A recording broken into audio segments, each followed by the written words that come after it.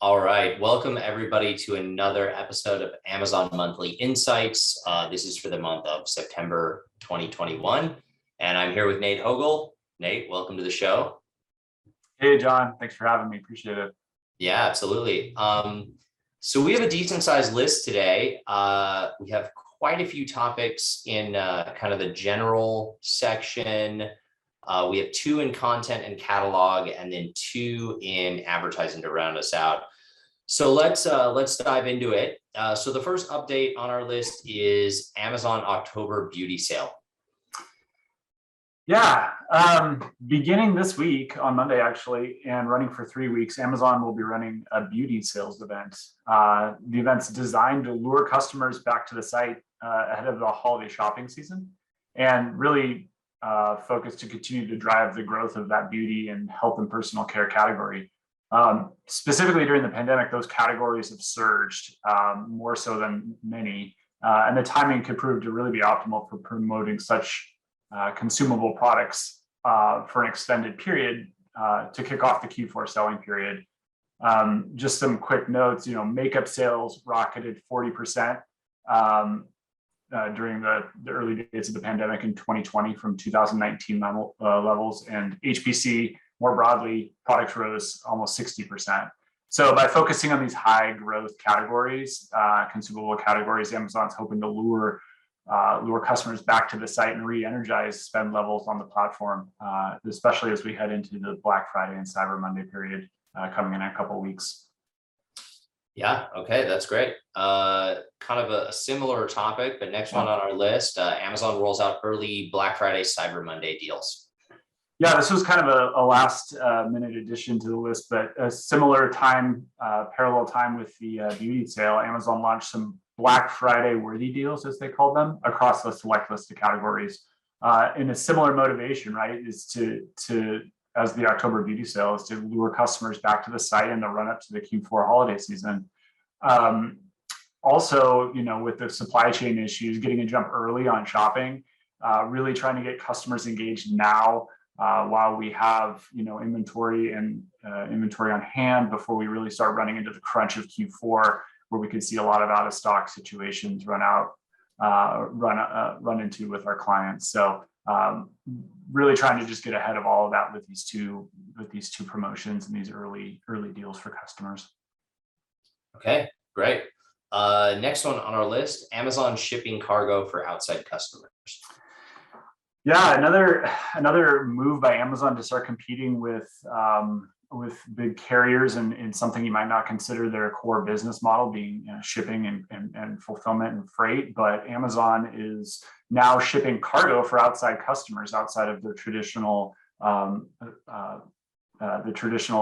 that they have set up with their online 1P and 3P partners. So Amazon's algorithms are allowing sellers to take advantage of space in LTL containers that's available based on a lot of the calculations they're able to provide, offering these these spaces at discounted rates to customers, allowing Amazon to create basically a revenue stream out of what would otherwise be wasted container space that's being shipped around the country. Not only are these rates really competitive to UPS and FedEx, but their vast logistics networks allows them to really find pickup and delivery times that can fit a customer's schedule, as opposed to having a static 3 p.m. or 4 p.m. pickup time, which is pretty standard with the competition. So it's just another attractive component to the Amazon freight experience. This is really a similar kind of moves to how they operated and rolled out Amazon FBA and Amazon AWS back in the day by monetizing, areas of opportunity and creating a revenue stream essentially out of nothing. And this is surely going to be an area that they will focus and grow on as they expand their logistics offerings further down the line as we go into 2022. Yeah. First, you sell off the excess capacity, and then you end up creating a standalone business. So I would expect a lot more of this type of thing in the future. Super interesting. Okay, next one on our list, Amazon Community Lending Pilot Program. Yeah, this was an interesting update we found last month. Last month, there was a partnership announced with Lendistry an established minority-led community development financial institution. Amazon Community Lending Program will take aim at driving growth opportunities for small and medium businesses currently selling on the Amazon platform. The program, which is a new business financing option through Amazon Lending, so it's an additional service to the existing Amazon Lending program, will provide US-based Amazon sellers access to short-term loans of up to 100 grand and competitive rates on those loans to really drive growth and sustain those Amazon businesses. Those funds are up to the seller and business owner's discretion of how they're used. But really, they could be used for anything from marketing to product development. It doesn't have to be used specifically on the site. Lendistry, the partner in this program, has traditionally dispersed community lending to traditionally low to moderate income and other historically disadvantaged business owners and their communities. So this program seeks to provide growth opportunities for that select selling community on the platform, infusing capital into those businesses as a means to really gain momentum and achieve their growth goals on the platform. Oh, super cool. That's a new one to me, so that's great. All right, last one on our general updates. Amazon customer service, a product. Am I saying that right? There was a comma. Was there? Yeah. Okay. Yeah. It was an interesting. It's an interesting take, I think, and similar to perhaps the conversation we had about shipping cargo and probably providing that to third parties. But really, Amazon is now offering for third-party sellers a product of customer service that is a pay-to-play feature inside their Seller Central account. So within recent weeks, Amazon announced Customer Service by Amazon, another acronym for everybody, CSBA.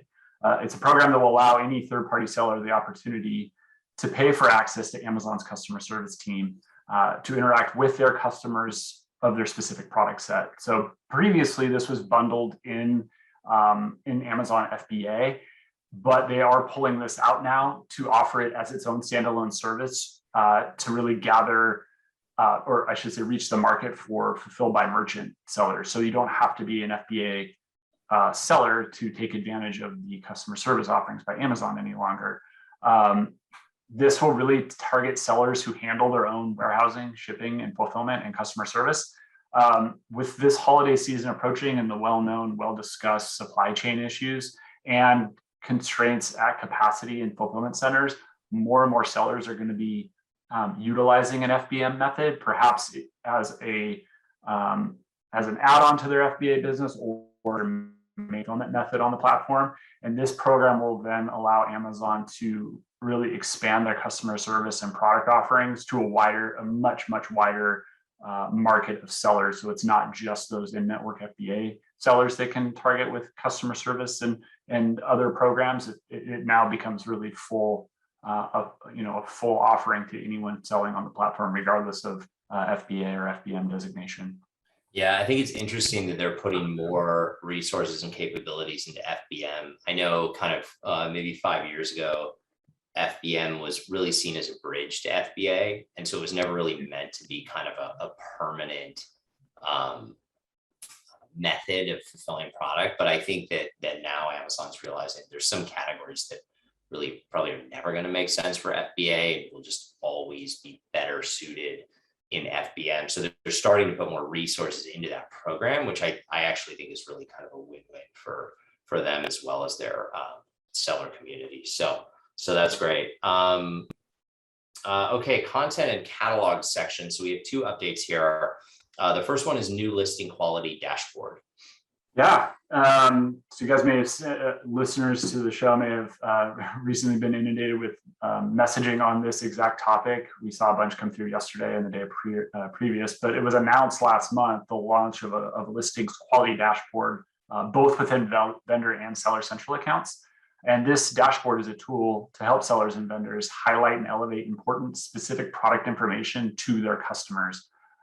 So using Amazon's advanced algorithms, the dashboard will make listing data point recommendations and asking for those additional informational sets for products, which will help customers search and filter on more specific product feature points than they would be previously.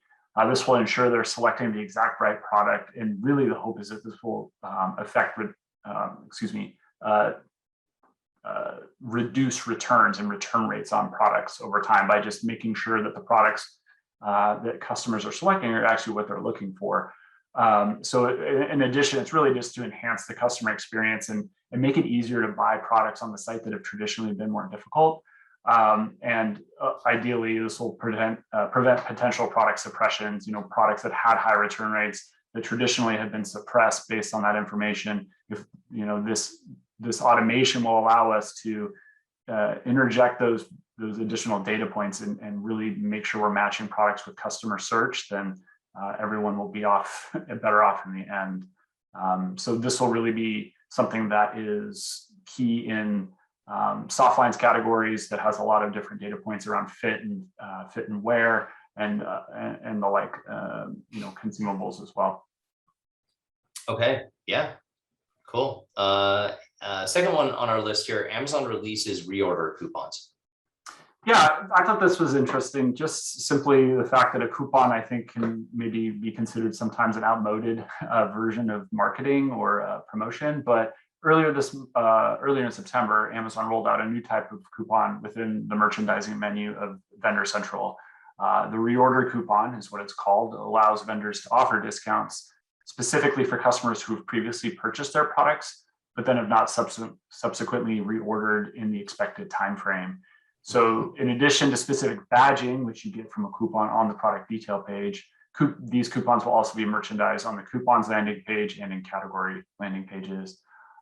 Standard costs and fees will apply both clip and redemption, but they can run for a longer period of time than standard coupons for up to a year.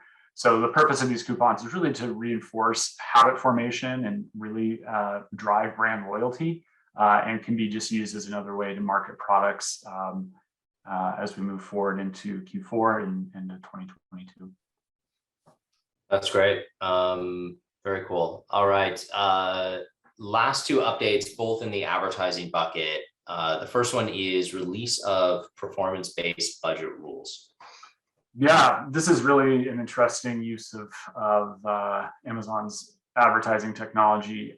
So in addition to the recently released schedule-based rules, so time-based rules that are now available within the native Amazon advertising console, Amazon released an updated feature set called performance-based rules, which allows advertisers to set rules that will automatically increase budgets when campaigns reach a certain performance threshold, such as meeting an advertising or cost of sale target, a click-through rate, or a conversion rate, for example. So if your campaigns are meeting those really high return targets and you want to continue to open up spend, these rules will allow for that in an automated fashion.